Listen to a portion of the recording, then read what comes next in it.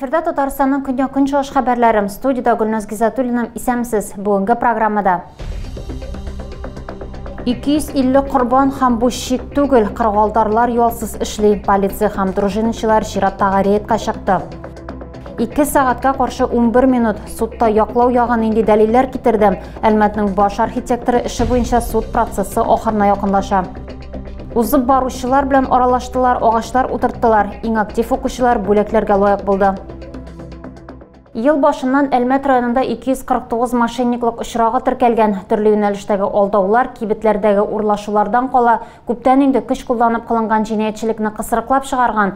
Китерелгән зыян суммасы дистәләгән миллионнар белән исәпләнә. Яз башыннан хокук сакчылары һәм дружинчылар фатирлар буенча йөреп, аңлату эшләре алып бара. Если вам будет звонить с номеров 900, представляться с госуслуг, выпытывать ваши данные, карты, лучше сбрасывать, перезвонить. Дружинчылар әнә шундый гади киңәш бирәм. Харатны ахырында алар полиция хезмәткәрләре белән фатирлар буенча йөри һәм профилактик эшләре белән шөгыльләнәм.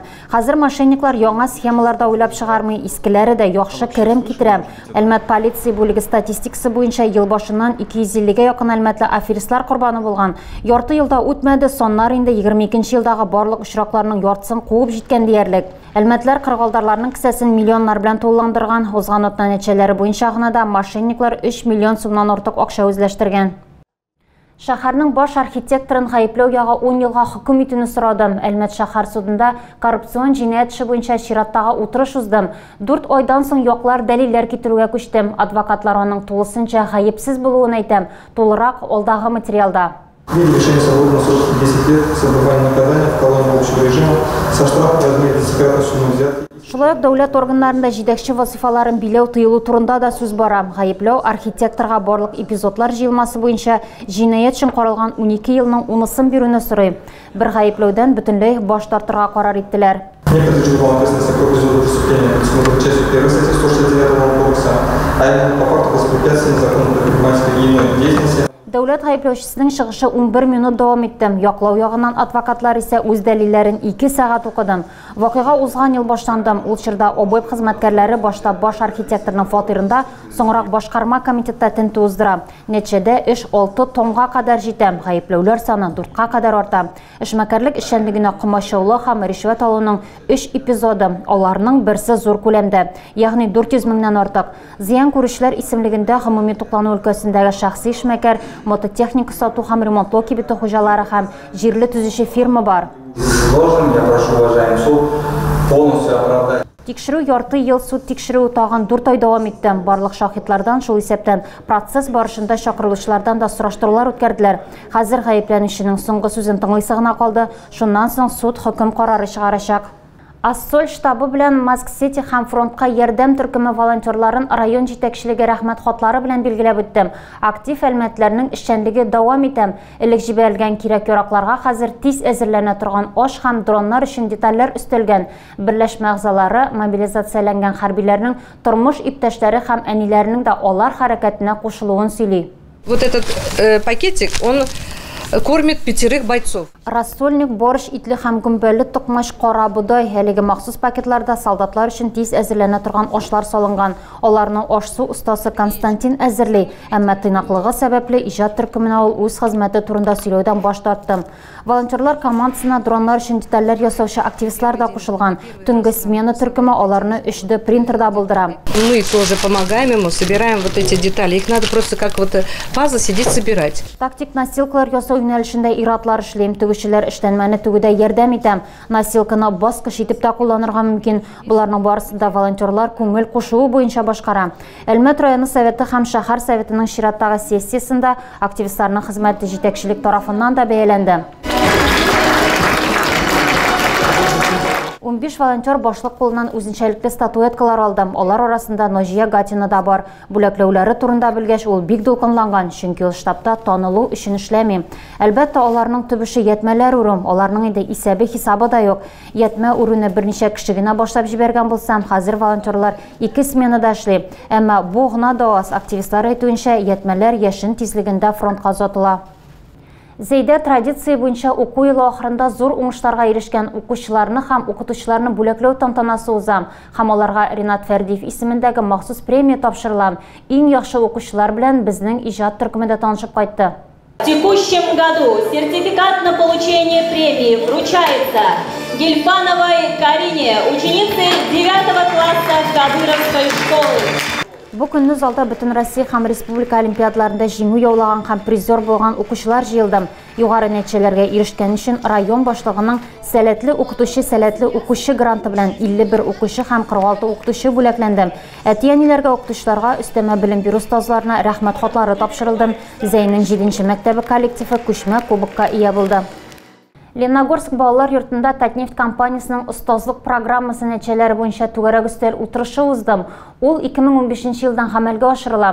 Очрашуга Татарстан шәһәрләреннән тәрбияләнүчеләрнең остазлары һәм кураторлары килде.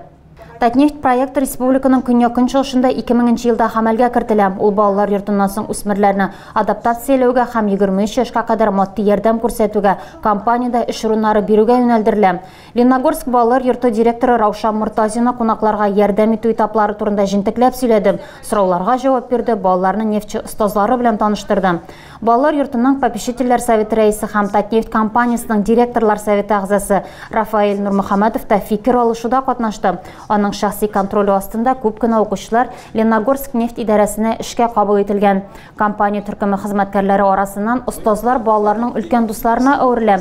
Финансларны дөрес кулланырга, уку йортына керергә, эшкә урнашырга ярдәм итә. Олы тормышның беренче чорларында бу аеруча мөһим.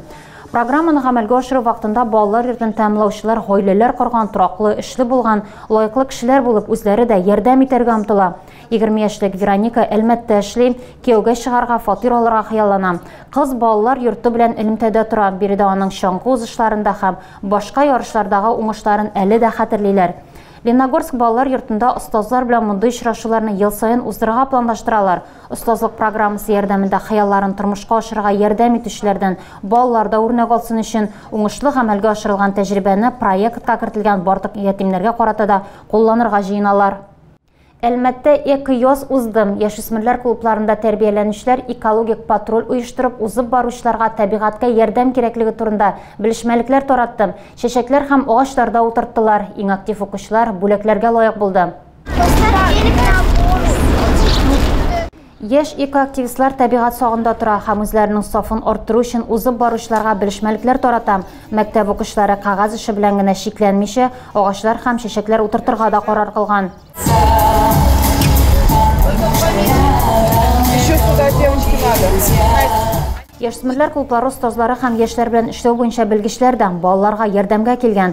Барлык ишегалды территорияләрен үз кулларына ала алмасалар да, яшь экологлар үзеңнән башла принцибы нигезендә шәһәрнең яшүсмерләр клублары янындагы биләмәләрне яшелләндерергә булган. Эко-язда катнашучы балалар арасында тәҗрибәле бакчачылар да бар. Диана Сейфуллина әти-әнисе белән дачада безнең яклар өчен гадәти булмаган чәчәкләр дә үстереп караган. Әмма Аркадий Федоровның бакча культуралары үстерү тәҗрибәсе әлегә аз. Әмма балай табигатны саклауның никадәр мөһим икәнен аңлый. Барлык агачлар һәм чәчәкләр утыртылганнан соң иң актив яшь экологларның мактау грамоталары һәм истәлекле бүләкләр белән билгеләп үттеләр. 30 әлмәтле физик әзерлек дәрәҗәсен тикшерү өчен Адымнар гимназиясына җыелдым. ГТО нормаларын сайтка алдан язылып теләге булган һәркем тапшыра алды. Әлмәтләр үзләрен йөгерү, сикерү һәм башка дисциплиналарда сынап карады. Ярышларны безнең иҗат төркемендә күзәтте. Начнем с бега 30 метров. Почти у всех есть. Там, по-моему, только 13-14 ступени нет. Спорт күнегүләренә кереше алдыннан тәннәрен җылытып алалар һәм 30 метрга йөгерәләр.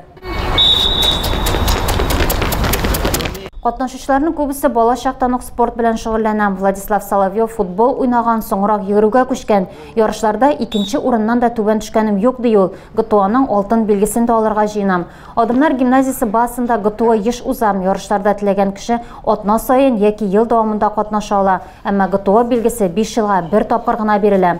Ирина Маркелова ГТО ярышларында үз көчен беренче тапкыр сынап карый. Спортка ул бала чакта иҗади шөгыльләрне сынап карап та кызыксыну тапмагач, әнисенең тәкъдиме белән килә. Хәзер Ирина үзен спорттан башка күз алдына да китерә алмый. Табиблар тыймаган очракта ул һәркемгә актив тормыш алып барырга киңәш итә. 30 әлмәтле бу көнне 4 мәҗбүри һәм сәламәтлек мөмкинлекләрен исәпкә алып сайланган 2 норматив тапшырды. Физик әзерлек дәрәҗәсен тикшерү өчен һәркем ГТО сайтында языла ала. Мәҗбүри шарт 18 яшьтән өлкәнрәк булу. Тагы да күбрәк яңалыклар һәм тапшырулар белән безнең сайтта таныша аласыз. Без социаль челтәрләрдә дә бар, хәбәрләр юллагыз. Бүгенгә менә шулар. Мин сезнең белән саубуллашам. Исән сау булыгыз.